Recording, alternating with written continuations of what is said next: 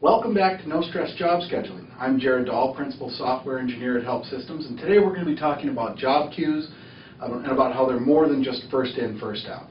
So what is a job queue in the context of an enterprise job scheduler? A job queue is a place where the scheduler or the event monitor is going to put a job that's ready to run. The scheduler said, hey, it's 3 o'clock, it's time for this job to run.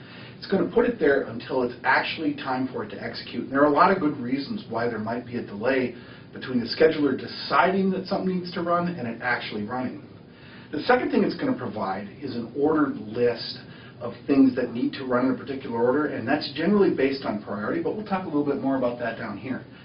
And the third reason is to give those users a chance to control what's on that queue, maybe take things off of it, maybe change a priority before things run. So why does a job scheduler need a job queue anyway? First thing is priority. Users have an idea of what's more important and what's less important when it comes to their jobs, and they want to ensure that their tool is going to run things in the proper order, considering priority first over submitted time second. So you don't want your priority queues to be a pure first in, first out kind of deal. You want them to think more about what's more important to the user, okay? The second thing is limits.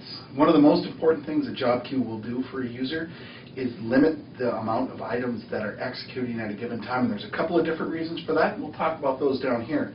And the third reason, and this is a really good reason, sometimes your agents are down. Sometimes they're down for maintenance. Sometimes the network is down.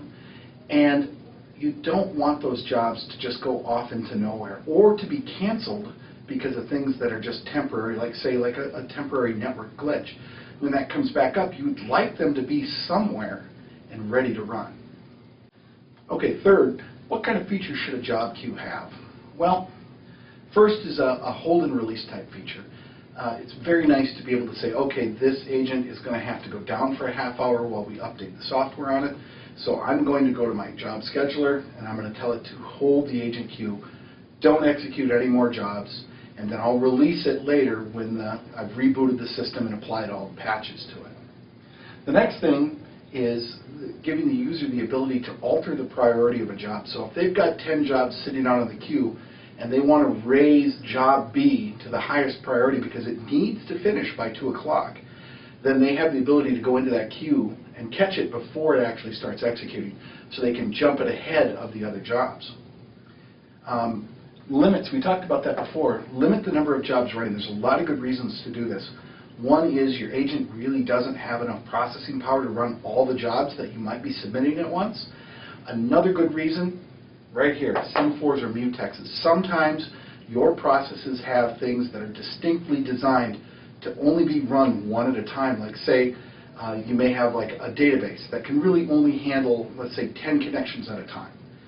You would want to set up a queue that had exactly 10 jobs that would be allowed to run at any given time, and then run all your database jobs through that queue.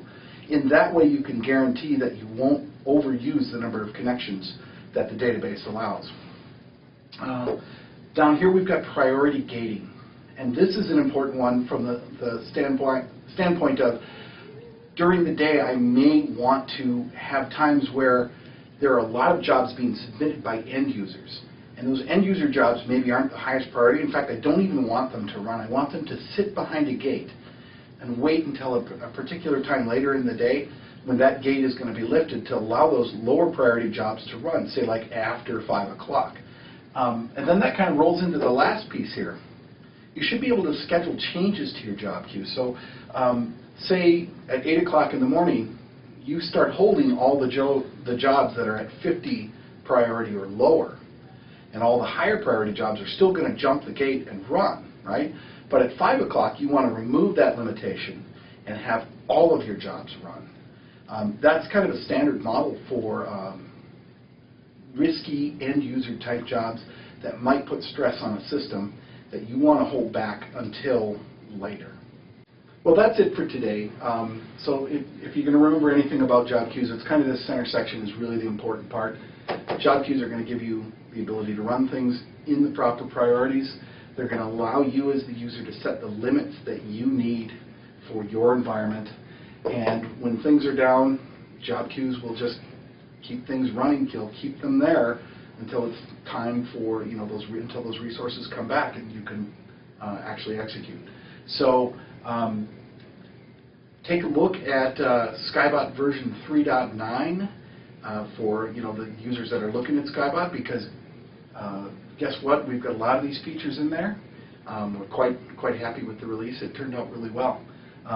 That's it, and we'll see you next time. Thank you.